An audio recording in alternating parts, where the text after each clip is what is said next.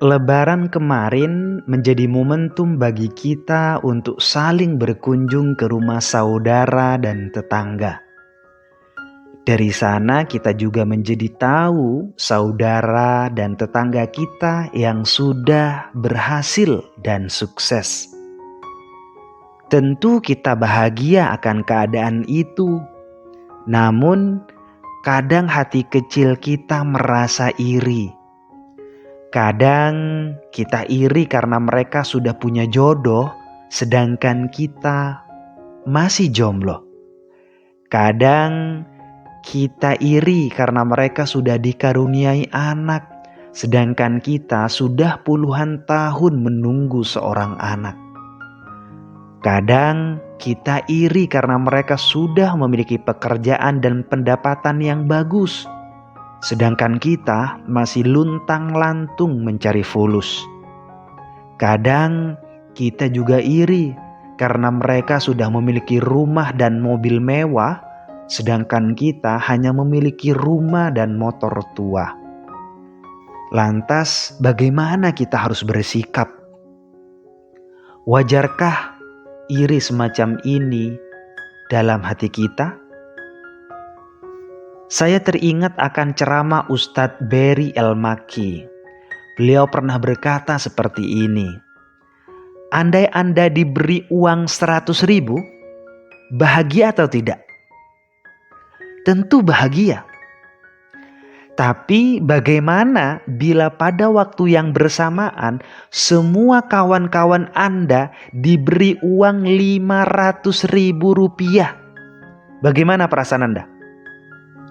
Kemungkinan besar perasaan bahagia sebelumnya akan menyusut, bahkan sirna dan berganti iri.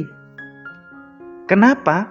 Karena kita fokus melihat apa yang orang lain dapatkan, bukan bersyukur atas apa yang kita miliki. Sahabatku, seringkali kita iri kepada orang lain karena dua hal. Pertama, karena kita gagal bersyukur atas karunia Allah yang kita miliki. Padahal Allah sudah mengucurkan jutaan nikmat bagi kita semuanya. Tidak perlu jauh-jauh, cukup di anggota badan kita. Alhamdulillah bila semua organ badan kita berfungsi dengan baik. Lidah bisa mengecap, telinga bisa mendengar, mata bisa melihat, dan seterusnya.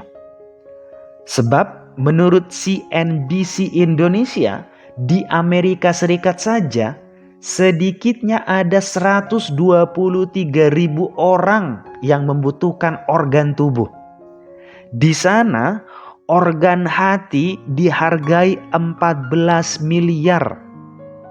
Organ paru-paru 4,2 miliar.